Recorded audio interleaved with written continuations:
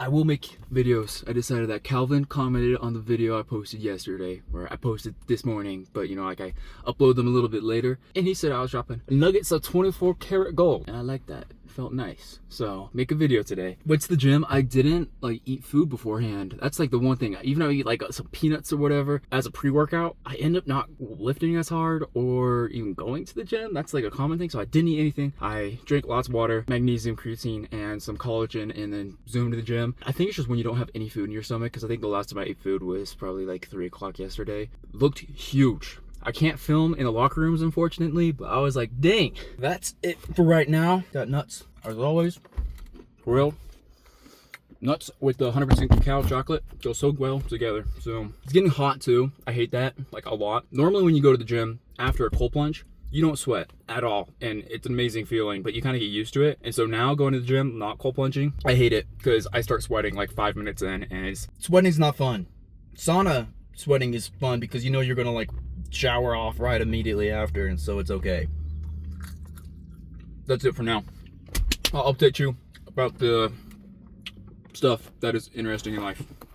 Okay, I was scrolling the news and I saw this article, Just a local one about elementary kids going to this farm that was in the town I grew up in. I looked at some of the photos, I was like, oh my god, I went there when I was an elementary school child. It's kind of strange. There's a lot of books that have this premise, or like Severance, you wake up in a room, a place, a maze, or whatever, you don't know who you are.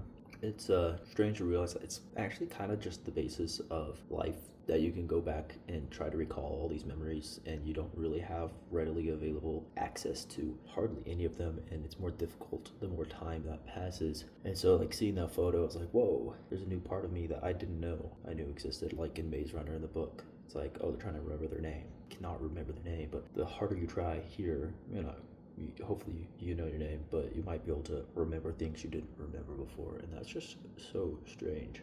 The things that make you who you are, you don't actually know those variables. They start disappearing.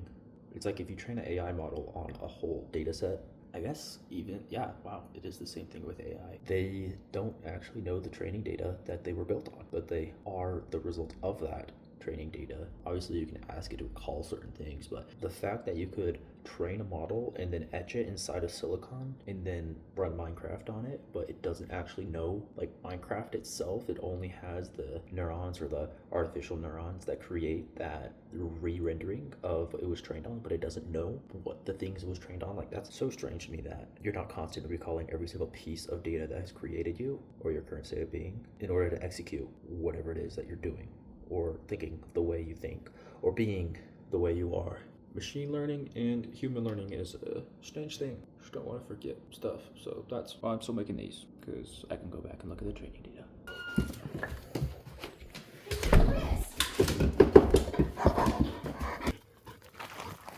Steve and I are going to another Toastmasters meeting. Got back from Watchin, and equipment is here for the podcast. The briefcase, the Pelican case is here, so everything's lined up. And so Chad and I are going to do a podcast probably this week when he gets back from Florida. And then next week, founder of Kodiak Cakes, we're going to go get Joel Clark, or whenever he's not busy. But he said he's down to do a podcast too. So that is the eventful things happening right now. And maybe we'll film some speeches from tonight's Toastmaster meeting. Okay, spring is a season of fresh starts.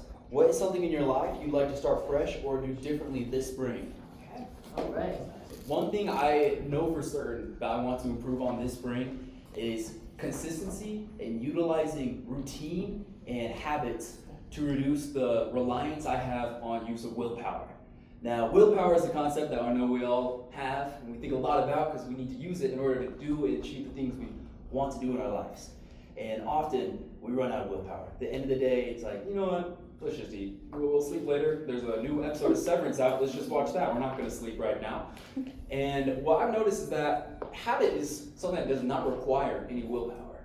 It's maybe a bad habit, and you also have good habits. And what I hope this spring I can do is establish new habits that are aligned with my goals, but I'm able to execute on with as little willpower as necessary, so I can use that for things such as creating new habits, or when it comes that a hard day arrives, I have willpower left over I can use from yesterday. And so this spring, I want to set new habits, new goals, and build a system. The one I specifically focus on the most is getting to bed on time. If I can get that in place, I know that sleeping well adds more willpower, and if it takes no willpower to go to sleep when I want to go to sleep, that is just a positive feedback loop for a better life and a more forward-moving springtime. And that is my goals for this break. Thank you. You share time in your life when patients paid off. So I'm 19 and I'm currently in college. I'm a sophomore at UVU. So that's the context for this. Essentially, I'm a stats major, which has me taking quite a few math classes. And last fall semester, I was leading up into it, and I wasn't able to get into the Calc 2 class that I wanted, Calculus 2, which is a very important class for statistics and just math in general. It's also a good class for anyone to take. It really explains a lot about this world. And the issue I was having was that I signed up just a hair late, which is an instance where patients did not pay off, but that's not the moral of the story. The moral of the story is where I didn't get the professor I wanted. See, my Calc 1 professor, I really enjoyed his class, and he was teaching Calc 2, but I barely missed it to get in. And so I was thinking, okay, well now I'm screwed. What do I need to do? I don't know any other professor, and Calc 2 is the hardest of the 3 calculus classes. So I had 2 options, pretty much.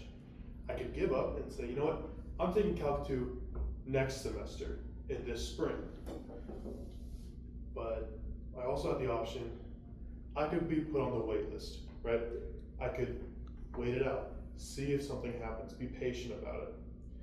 And that's what I did. I said, I'm gonna be on the wait list, and I think I'm gonna get it. Eventually I did. I was able to take Calc 2 and I was able to pass. But the important part is that I was patient with it.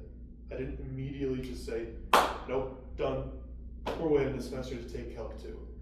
We were able to get in while it was still fresh in my mind from Calc 1. So yeah, that's when patience paid off. Toastmasters is done. Another speech, another day. Stephen killed it. I also gave a speech. I will have to watch the video to see how it was, but I got another ribbon. So that was nice. It was a best of 3 this time. So a little bit less competitive than yesterday, but overall, good session, good group, good speakers. And now we're gonna drive off into the sunset, listen to Deadmau5.